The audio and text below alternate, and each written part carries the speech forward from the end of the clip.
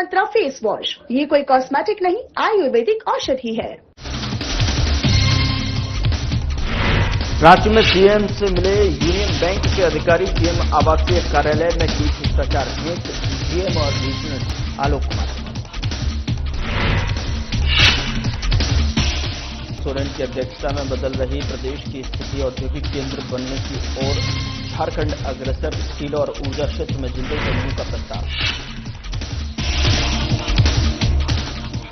केंद्रीय वित्त मंत्री ने लगातार 9वीं बार पेश की बजट को लेकर पक्ष और ने दी प्रतिक्रिया। कांग्रेस ने बजट को बताया निराशाजनक।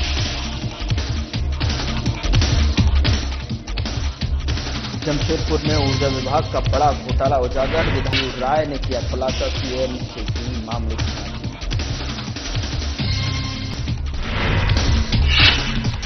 बोकारो में हाफ मैराथन का सफल आयोजन, बोकारो स्टील सेल की तरफ से हुआ आयोजन सेहत के लिए खेल को बताया जरूरी।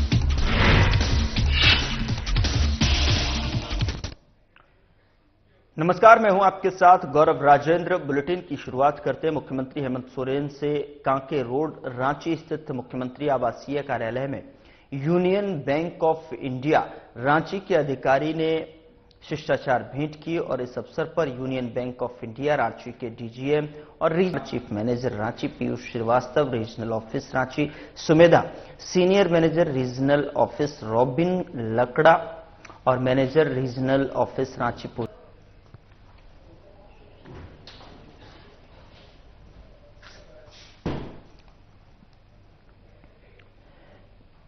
मुख्यमंत्री हेमंत सोरेन के नेतृत्व में झारखंड सरकार के उच्च स्तरीय प्रतिनिधिमंडल की दावोस और यूनाइटेड किंगडम यात्रा के सकारात्मक परिणाम सामने आने लगे हैं। इन वैश्विक निवेश संवादों के फलस्वरूप राज्य के औद्योगिक विकास को नई गति मिल रही है। इसी क्रम में प्रतिष्ठित औद्योगिक समूह स्टील, परमाणु ऊर्जा और सौर ऊर्जा क्षेत्रों में 70,000 करोड़ से अधिक के चरणबद्ध निवेश का प्रस्ताव प्रस्तुत किया गया। यूनाइटेड किंगडम में आयोजित बैठकों के दौरान समूह से रिप्रेजेंटेटिव और अन्य सदस्यों द्वारा प्रस्तावित निवेशों से संबंधित लेटर ऑफ इंटेंट झारखंड सरकार वरिष्ठ अधिकारियों को औपचारिक रूप से सौंपा गया, जो राज्य में दीर्घकालिक औद्योगिक और स्वच्छ ऊर्जा विकास के प्रति समूह की प्रतिबद्धता को दर्शाता है।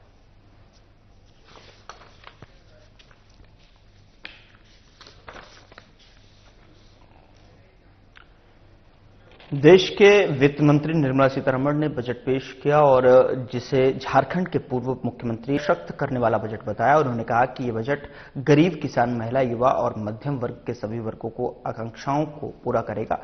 रघुवर दास ने कहा कि इस बजट में बुनियादी ढांचे, शिक्षा, स्वास्थ्य, रोजगार सृजन और डिजिटल अर्थव्यवस्था को विशेष प्राथमिकता दी गई है। अगर इस बजट को मैं चंद शब्दों में तो यह एक लोक कल्याणकारी के साथ साथ देश को विकसित राष्ट्र बनाने के लिए एक दूरदर्शी बजट है।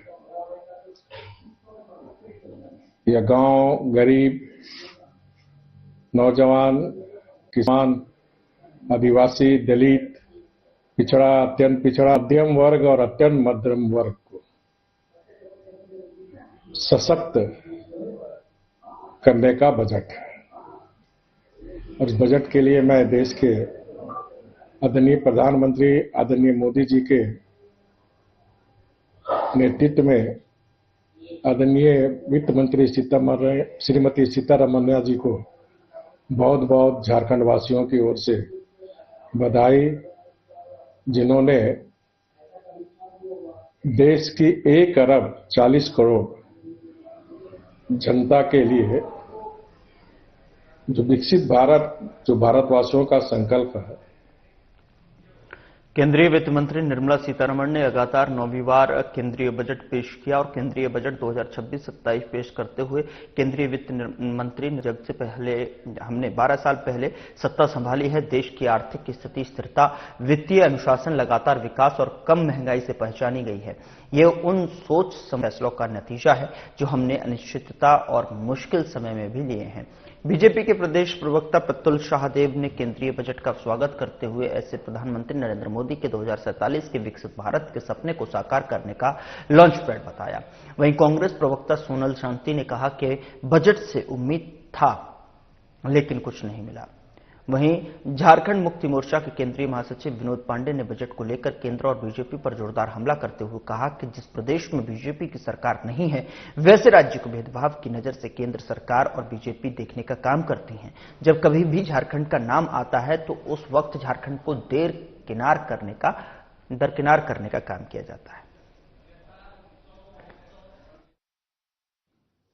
देखिए, केंद्र सरकार का जो वर्ष 2026-27 का बजट है वो प्रधानमंत्री नरेंद्र मोदी जी के भारत को विकसित भारत बनाने के सपने को साकार करने के लिए एक बड़ा जो है वो लॉन्च पैड बनेगा। जिस तरीके से गरीब कल्याण योजनाओं पर भी फोकस हुआ है, सर्विस सेक्टर पर ध्यान दिया गया है, मैन्युफैक्चरिंग पर ध्यान दिया गया है, 4000 ई बसेस पे भी चलाने की बात है पूरे देश में, और जिस तरीके से रांची के लिए भी विकलांगजनों के लिए बनाने के नए उपकरण की फैक्ट्री की घोषणा हुई और जो मेंटल इंस्टीट्यूट है उसको अपग्रेड करने की घोषणा हुई, तो झारखंड के लिए भी जो भी जन कल्याण की योजनाएं होंगी उसमें झारखंड का भी अपना कोटा रहता है। तो कुल में ये बहुत ही अच्छा है, सभी वर्गों को ये केटर करता है, उनको भी इंकरेज किया गया है। चैंपियन एमएसएमई यानी जो छोटे उद्योग अच्छी भूमिका में रहेंगे उनको चैंपियन का दर्जा दिया जाएगा। बजट किसके लिए था? गांवों के लिए था कि शहरों के लिए था? आम लोगों के लिए था या व्यवसायियों के लिए था? उद्योग जगत के लिए था या कृषि जगत के लिए था? किसी को कुछ पता नहीं चल रहा है किस तरह का बजट पेश हुआ है। शायद भारत के स्वतंत्रता के इतिहास के बाद पेश हुए बजटों में सबसे बेकार और महत्वहीन बजट ये रहा, जिसमें सरकार का न नियत है किस क्षेत्र को बढ़ावा देगी, रोजगार पैदा करने के अवसर कहां हैं, आगे क्या उपलब्धि हासिल करनी है, किसानों के लिए क्या उपलब्धियां हासिल करनी है, उनको कौन सा राहत देना है। सबसे बड़ी बात तो जो इस देश का युवा रोजगार के लिए भटक रहा है, अवसरों को बजट में झलकियां ही नहीं मिली है। दूसरी ओर उद्योग जगत पूरी तरह से निराश है। किसानों के लिए कुछ राहत की घोषणा होनी थी, इस बजट में कहीं वो दिख नहीं रहा है। बजट देश के विकास का आईना होता है, आने वाली इस तरह से काम करेगी, ऐसा कुछ नहीं।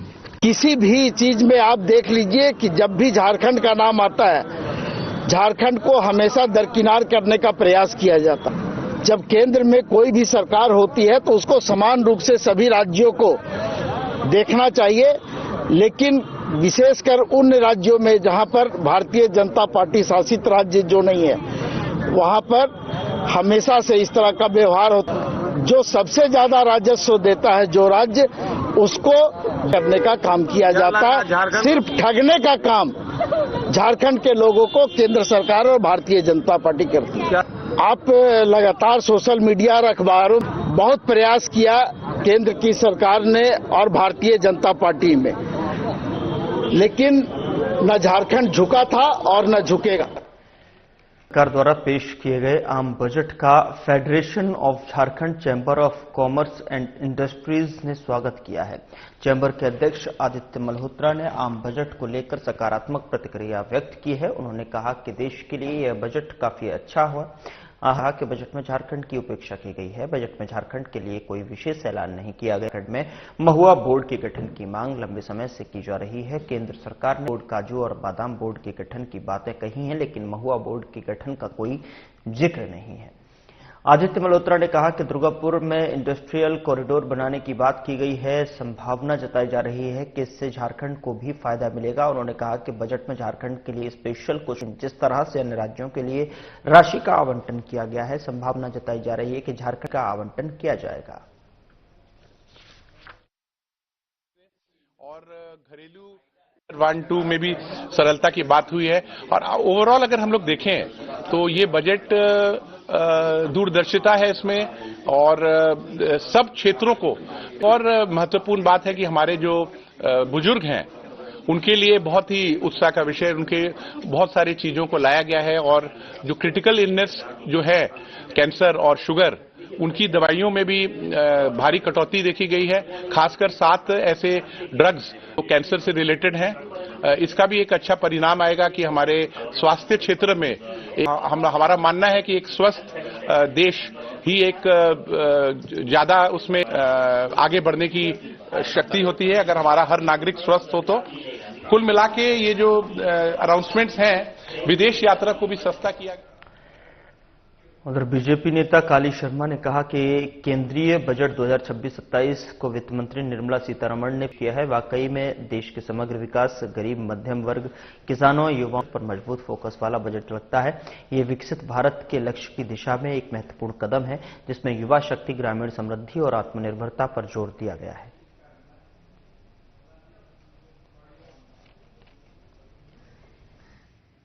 आज का बजट बहुत रहनीय बजट रहा है।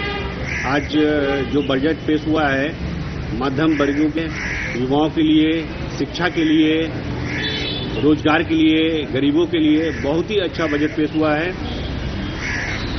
स्वास्थ्य के लिए, मतलब हर देखिए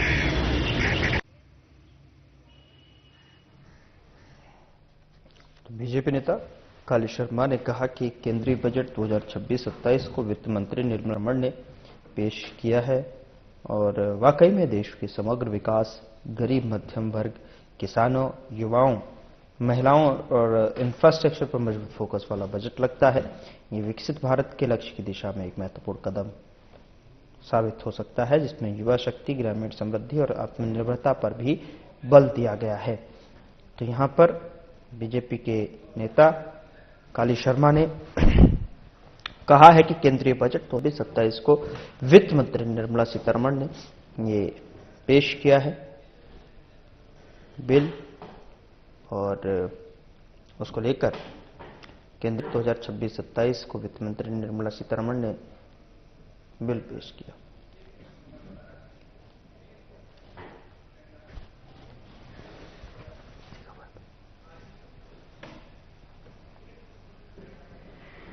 ज्यादा जानकारी के साथ हमारे संवाददाता अभिषेक भगत हमारे साथ रांची से जुड़ रहे हैं फोन लाइन पर। उनके पास सीधे चलते हैं ज्यादा जानकारी के साथ।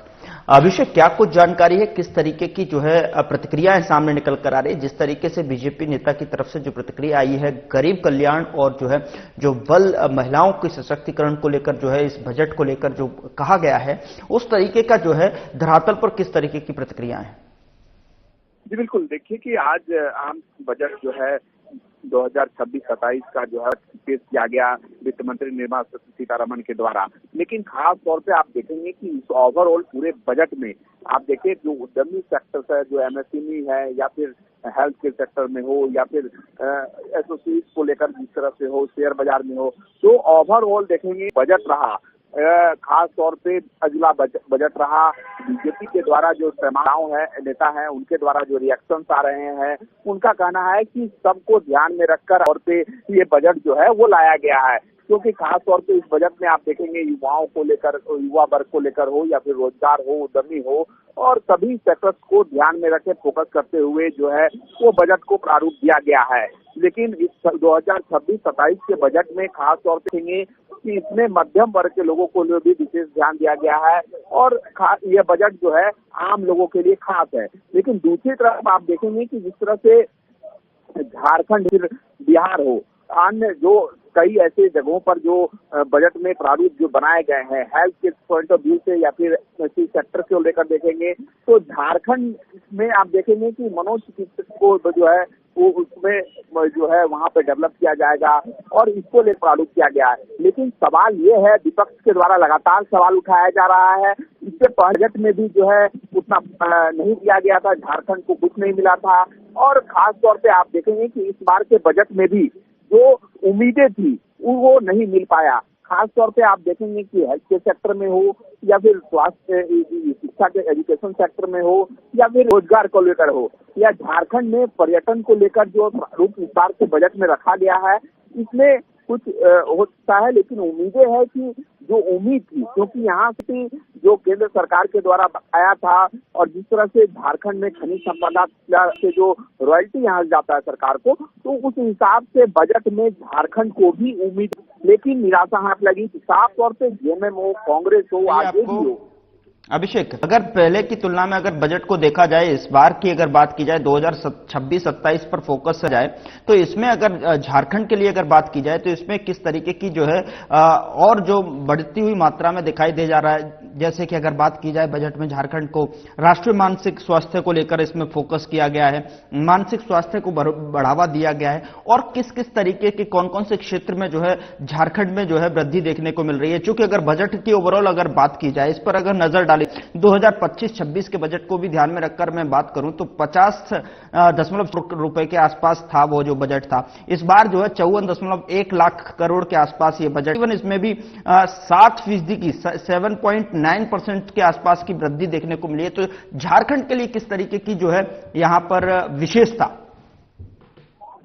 देखिए कि जिस तरह से झारखंड की अगर बात करें इस ओवरऑल बजट में आप देखेंगे तो झारखंड में जो आप देखें कि झारखंड को जो उम्मीद था किस तरह से जो है जो महंगाई दर में आप देखेंगे कि जो बढ़ोतरी उसमें जो है इजाफा होगा, या फिर रोजगार को लेकर होगा, या डेवलपमेंट को लेकर होगा, इंडस्ट्रियल हब के तौर पर होगा। कि झारखंड आप देखेंगे कि यहाँ पर्यटन को लेकर जो विशेष तौर पे बजट में रखा गया है प्रावधान, इस बार के बजट का आरूप की बढ़ाया गया है पिछले बजट की अपेक्षा अगर देखा जाए तो यहाँ जो उम्मीदें थी, यहाँ से रॉयल्टी जो जाता है उसके अकॉर्डिंग यहाँ के बजट को नहीं ध्यान में रखा गया है।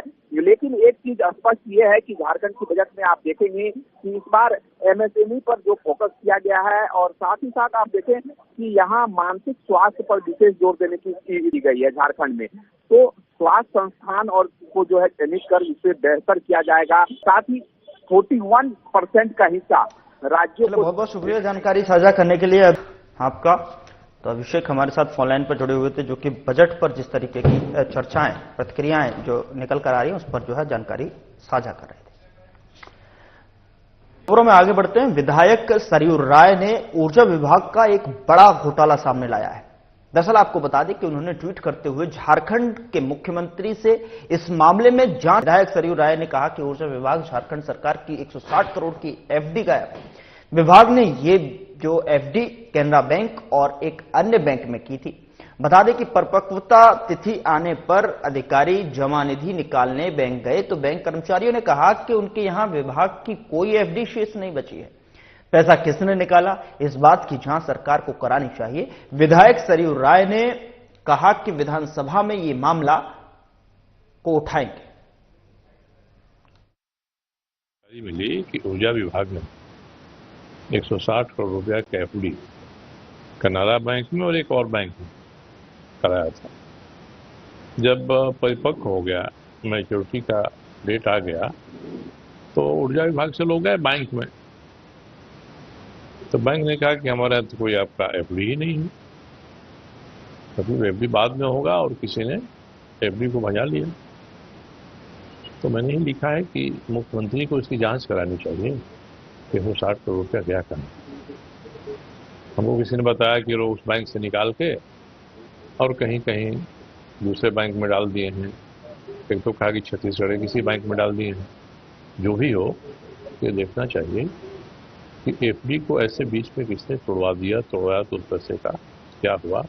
और ऊर्जा विभाग की स्थिति तो इतनी बदतर है कि अगस्त के बाद से, जब से उसके secretary Avinash Kumar ji chief secretary हो गए, तब से उस विभाग में कोई सेक्रेटरी नहीं। उधर कोडरमा जिले के झुमरी तिलैया साहू धर्मशाला में झारखंड आंदोलनकारी सम्मान समारोह का आयोजन किया गया, जिसमें उपस्थित सभी आंदोलनकारी के द्वारा सर्वसम्मति से संगठन मजबूती करने का निर्णय लिया गया। साथ ही उसी मंच से नगर परिषद झुमरी तिलैया के अध्यक्ष पद के उम्मीदवार के रूप में कामेश्वर महतो की घोषणा की गई। और कार्यक्रम में मुख्य रूप से झारखंड आंदोलनकारी संघर्ष मोर्चा के संस्थापक सह प्रधान सचिव पुष्कर महतो, केंद्रीय उपाध्यक्ष संतोष सहाय, रोजलीन तिर्की उपस्थित रही। और आपको बता दें कि वहीं पूरे कार्यक्रम का आयोजन केंद्रीय सचिव सत्यदेव राय के द्वारा किया गया था। आंदोलनकारी कोडरमा जिला के लोगों ने झारखंड आंदोलनकारी कामेश्वर महतो जी को अपना प्रत्याशी बनाया है जिला परिषद के लिए। उन्हें अध्यक्ष पद के, नगर परिषद के लिए उनको अध्यक्ष पद के लिए चुना है। और सभी आंदोलनकारी लोग तय किए हैं कि हम लोग जाति, पार्टी और धर्म की भावनाओं से ऊपर उठ के उनको विजय बनाने का एक संकल्प लिया है। हम उनको बहुत धन्यवाद करते हैं, आभार व्यक्त करते हैं कि इनका संकल्प निश्चित तौर पे साकार होगा, क्योंकि आज तक जो भी संकल्प लिया गया है वो साकार ही होता है। और कामेश्वर महतो जी एक डाउन टू डाउन क्लास से बिलोंग करते हैं और उनकी लड़ाई लड़ रहे हैं। सबसे पहली बार डाउन टू डाउन क्लास की लड़ाई लड़ रहे हैं, गरीबों की लड़ाई लड़ रहे हैं, ठेला वाला, खोंचा वाला, रिक्शा पुलर और टेम्पो चालक सभी की लड़ाई लड़ रहे हैं, मजदूरों का, किसानों का। तो इसलिए ऐसे व्यक्ति का चुनाव लोगों को करना चाहिए दलगत भावनाओं से ऊपर उठ के, जो कि जनता के बीच में सर्वसुलभ हो और सबकी आवाज सुनते हो। उसमें हम लोग एक पदाधिकारी हैं और जनता के बीच में हम लोग परीक्षा देने का काम कर रहे हैं। मजिस्ट्रेट हमारा जनता है जी, और 23 तारीख तक मजिस्ट्रेट जनता ही रहेगा, और 23 तारीख के बाद वो जिनको चुन के भेजेंगे वो मजिस्ट्रेट बनेगा। कितने तारीख को नॉमिनेशन करेंगे? तो जो मजिस्ट्रेट बनेगा वो ऐसे आदमी को आप चुनिए कि आप ही मजिस्ट्रेट परमानेंट रहिए 5 साल तक। वैसे व्यक्ति को चुनिए जो आपके बीच रहता है, आपके बीच लड़ता है, वैसे व्यक्ति को आप लोग चुनने का काम कीजिए। मेरा नॉमिनेशन 3 तारीख को होगा और 3 तारीख को सभी हमारे माता बहन पूरा झुमरी तिलिया नगर वासियों को आग्रह करें। गिरिडीह जिले के पीरटांड प्रखंड के हरलाडीह में घटित दुष्कर्म की जघन्य घटना को लेकर रविवार को संथाल समाज के बैनर तले एक विशाल आक्रोश रैली का आयोजन किया गया। बता दें कि रैली में बड़ी संख्या में महिला और पुरुष शामिल हुए। घटना को लेकर लोगों में भारी आक्रोश देखा गया। आक्रोश रैली हरलाडीह बाजार से प्रारंभ होकर जुलूस की शक्ल में पूरे बाजार क्षेत्र का भ्रमण करते हुए हरलाडीह ओपी परिसर तक जो है इस पहुंची, और इस दौरान जो प्रदर्शनकारियों ने जमकर नारेबाजी की और प्रशासन के खिलाफ आक्रोश व्यक्त किया। रैली में शामिल लोगों के हाथों में तख्तियां भी थीं और जिन पर बलात्कारी को गिरफ्तार करो, गिरिडीह पुलिस हाय हाय जैसे जो है स्लोगन लिखे हुए थे। आदिवासियों पर अत्याचार बंद करो और पीड़िता को न्याय दो जैसे नारों से प्रशासन को चेतावनी दी गई।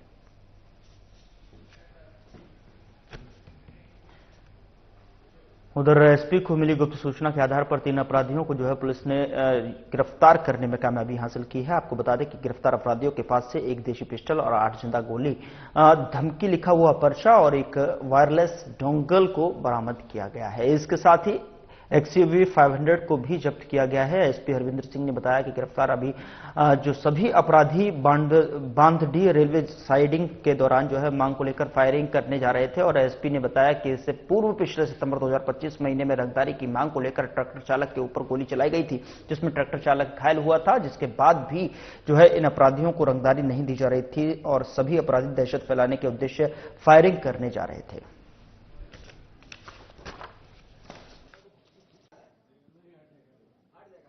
प्राप्त हुई थी कि एक XUV 500 वाहन से कुछ लोग हथियार लेकर तेलगड़िया मोड़ से बिजुलिया मोड़ की ओर जा रहे हैं। उसी सूचना के सत्यापन एवं अग्रतर कार्रवाई हेतु एक टीम का गठन SDPO चास के नेतृत्व में किया गया था। टीम के द्वारा जब उस गाड़ी तक पहुंचे और उसको रोकने का प्रयास किया तो वो भागने लगा, और गाड़ी के चालक और उसमें बैठे अपराधी जब है वो गाड़ी को भगाते हुए बिष्टुपुर स्थित गोपाल मैदान में आयोजित इस उत्सव में झारखंड के अलग अलग जिलों से बड़ी संख्या में कलाकार, साहित्यकार और संस्कृति प्रेमी शामिल हुए। बिष्टुपुर के गोपाल मैदान में आयोजित राज्य स्तरीय जो है बंगीय उत्सव 2026 में बांग्ला भाषा, लोक कला और सांस्कृतिक परंपराओं की सुंदर झलक देखने को मिली। कार्यक्रम में झारखंड के विभिन्न जिलों से आए कलाकारों ने नृत्य, संगीत और सांस्कृतिक प्रस्तुतियों के माध्यम से दर्शकों का मन मोह लिया। इस मौके पर बांग्ला भाषा और संस्कृति को सशक्त मंच प्रदान करने के साथ साथ समाज में उत्कृष्ट कार्य करने वाले संस्थानों, व्यक्तियों को सम्मानित भी किया गया। उनका कहना है कि इस तरह के आयोजनों से नई पीढ़ी को अपनी भाषा और सांस्कृतिक धरोहरों से जोड़ने का अवसर मिलता है।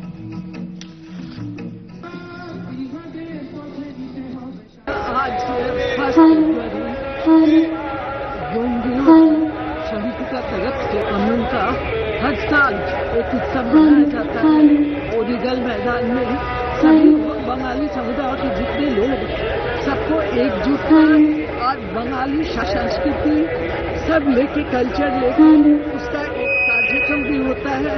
आज हम लोग का सांध्यकालीन जो कार्यक्रम, देखिए ये सभी धर्मों का सम्मान के लिए बंगी उत्सव 2026 का जो आगाज है, ये एक छत के नीचे एक सूत्र में पिरोने का काम अगर है तो वह बंगी उत्सव समिति की ओर से सही में इसका उद्देश्य सिर्फ ये है कि हम एक जगह एकत्रित होकर फसरो स्थित अग्रसेन स्मृति भवन में आयोजित 33वां श्री श्याम महोत्सव का आयोजन किया गया। इस महोत्सव में कानपुर से आए कलाकारों ने एक से बढ़कर एक भक्ति भजनों की प्रस्तुति कर उपस्थित लोगों का मन मोह लिया। भक्ति भजनों की धुन पर रात भर श्रद्धालु झूमते पूरा परिसर जय श्री श्याम की जयकारों से जो है गूंज उठा। जागरण के दौरान श्री श्याम बाबा का आकर्षक श्रृंगार किया गया और श्याम महोत्सव में महाआरती एवं महाभोग का आयोजन किया गया। इस कार्यक्रम का आयोजन मारवाड़ी युवा मंच बेरमो शाखा द्वारा किया गया था। आयोजन मारवाड़ी युवा मंच बेरमो शाखा द्वारा किया गया। कमेटी ने बताया कि इस प्रकार के धार्मिक आयोजनों से समाज में सकारात्मक ऊर्जा का संचार होता है।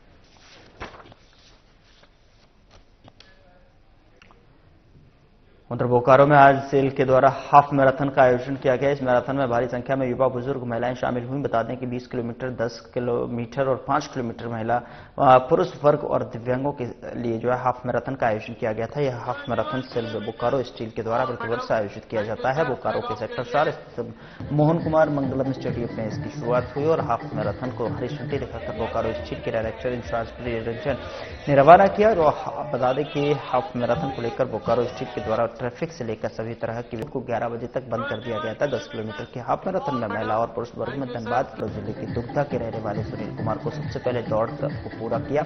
इस दौरान उन्होंने सभी सफल प्रतियोगिता और प्रतिभागियों ने जो कहा कि कई वर्षों से लगातार वो दौड़ प्रैक्टिस कर